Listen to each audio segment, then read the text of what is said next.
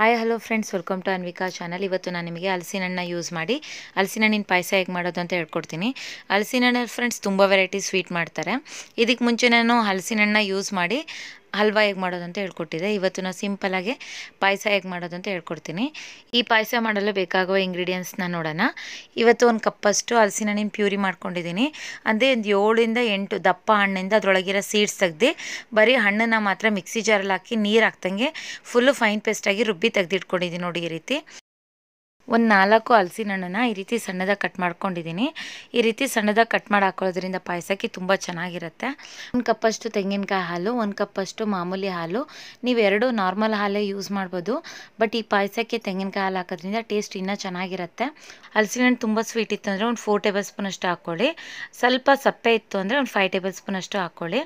ಒಂದು 2 ಟೇಬಲ್ ಸ್ಪೂನಷ್ಟು ತುಪ್ಪ, ಒಂದು 3 ಟೇಬಲ್ ಸ್ಪೂನಷ್ಟು ಡ್ರೈ ಫ್ರೂಟ್ಸ್ನ ಈ ರೀತಿ ಸಣ್ಣದಾಗಿ ಕಟ್ ಮಾಡಿ ತೆಗೆದಿಟ್ಕೊಂಡಿದ್ದೀನಿ. ಒಂದು ಅರ್ಧ ಟೀ ಸ್ಪೂನಷ್ಟು ಏಲಕ್ಕಿ ಪುಡಿ.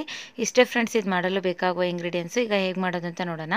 ಮೊದಲು ಕಡಾಯಿಗೆ ಒಂದು 2 ಟೇಬಲ್ ಸ್ಪೂನಷ್ಟು ತುಪ್ಪ ಹಾಕಿದ್ದೀನಿ. ತುಪ್ಪ ಬಿಸಿಯಾಗಿದ್ದು ಈ ಡ್ರೈ ಫ್ರೂಟ್ಸ್ನೆಲ್ಲ ಹಾಕಿ ಚೆನ್ನಾಗಿ ಫ್ರೈ ಮಾಡ್ಕೊಳ್ಬೇಕು. ಗ್ಯಾಸ್ನ ಮೀಡಿಯಮ್ ಸಿಮ್ಮಲ್ಲಿ ಇಟ್ಕೊಳ್ಳಿ. ನೀವು ಬ್ಲ್ಯಾಕ್ ಗ್ರೇಪ್ಸ್ ಬದಲು ನಾರ್ಮಲ್ ಗ್ರೇಪ್ಸು ಯೂಸ್ ಮಾಡ್ಬೋದು. ಹಾಕಿ ನೋಡಿ, ಈ ರೀತಿ ಚೆನ್ನಾಗಿ ಫ್ರೈ ಆಗಿದೆ. ಇದನ್ನು ಒಂದು ಬೌಲಲ್ಲಿ ತೆಗೆದಿಟ್ಕೊಳ್ಳೋಣ. ಅದೇ ಕಡಾಯಿಗೆ ನಾವು ಸಣ್ಣದಾಗಿ ಕಟ್ ಮಾಡಿ ಇಟ್ಟಿರುವಂಥ ಹಲಸಿನ ಹಣ್ಣು ಹಾಕ್ಕೊಳ್ಳೋಣ.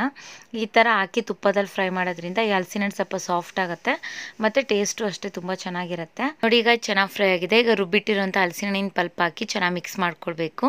ನೋಡಿ, ಎಲ್ಲ ಚೆನ್ನಾಗಿ ಮಿಕ್ಸ್ ಮಾಡಾಗಿದೆ. ಈಗ ಇದ್ರ ಜೊತೆಗೆ ಸಕ್ಕರೆನ ಹಾಕ್ಕೊಳ್ಳೋಣ. ಸ್ವೀಟ್ ನೋಡಿ ನೀವು ಸಕ್ಕರೆನ ಹೆಚ್ಚು ಕಡಿಮೆ ಅಡ್ಜಸ್ಟ್ ಮಾಡ್ಕೋಬೋದು. ನೋಡಿ, ಸಕ್ಕರೆ ಹಾಕಿ ಎಲ್ಲ ಚೆನ್ನಾಗಿ ಮಿಕ್ಸ್ ಮಾಡಾಗಿದೆ. ಈಗ ನಾವು ಲಿಡ್ ಕ್ಲೋಸ್ ಮಾಡಿ ಗ್ಯಾಸ್ನ ಮೀಡಿಯಮ್ ಸಿಮ್ಮಲ್ಲಿ ಇಟ್ಟು 3 ನಿಮಿಷದವರೆಗೂ ಬಿಡಬೇಕು. ಅಂದರೆ ಫ್ರೆಂಡ್ಸ್, ಇದ್ರ ನೆಕ್ಸ್ಟು ನಾವು ಹಾಲು ಹಾಕಾದ್ಮೇಲೆ ತುಂಬ ಕುದಿಸಲ್ಲ. ಆ ರೀತಿ ಕುದಿಸೋದ್ರಿಂದ ಈ ಪಾಯಸ ಒಡಕ್ಲ ಥರ ಆಗುತ್ತೆ.